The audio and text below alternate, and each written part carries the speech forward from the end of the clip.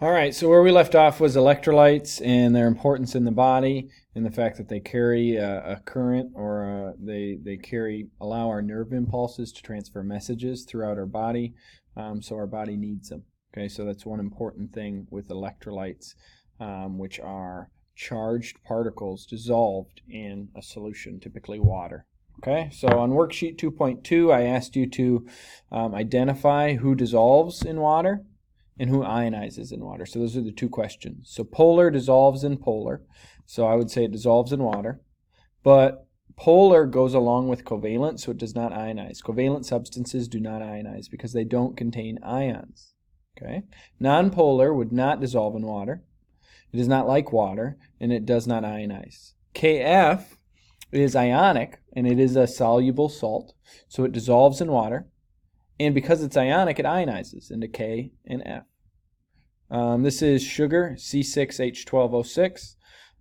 That's a polar covalent substance, so it dissolves because it's polar, but it does not ionize. And then I have C6H6, that's a hydrocarbon. Remember, hydrocarbons, not polar, do not ionize. Okay? So they don't dissolve or ionize. All right. So hopefully that helps you with solubility and gets you better prepared and better understand the material for what we go to next. Okay. So another main question was the lab. And this was probably the most common questions. If you have any more, please don't hesitate to ask. Come see me. But I hope going through this question answers a lot of the questions. Okay. So hopefully gets you set up for success there.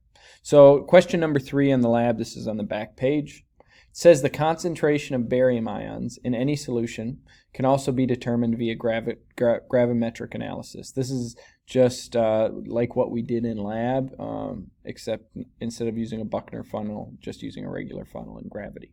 Okay, so separating a solid from a liquid using a funnel. Okay, an impure sample of barium nitrate with a mass of 1.234 grams is completely dissolved in water, and the resulting solution is reacted with an excess of aqueous sodium sulfate. A precipitate forms, and after filtering and drying, it was found to have a mass of 0.848. So what you need to figure out is, what is that precipitate? To do that, you need a balanced chemical equation.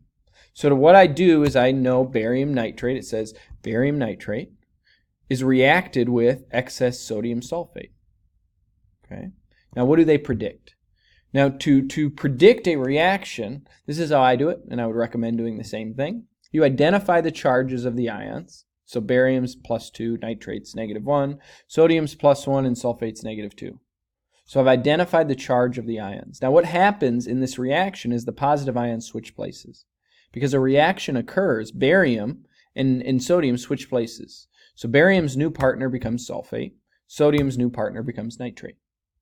Now notice it's not Na2NO3 because it's a 1-to-1 ratio. So I would need to balance that with a 2. All right?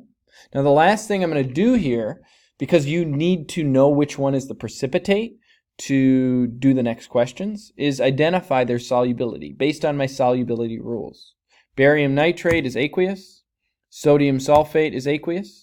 Okay, that is rule number 3 and rule number 1.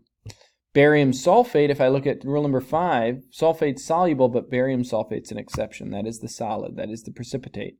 And sodium nitrate is aqueous. So now I know what that precipitate is. This was the precipitate. I can now do stoichiometry to go back to figure out how much barium nitrate started in the reaction. Okay. So hopefully that answers your question. If you have any more questions on the lab, please don't hesitate to ask. Okay, so that's it. You're all caught up.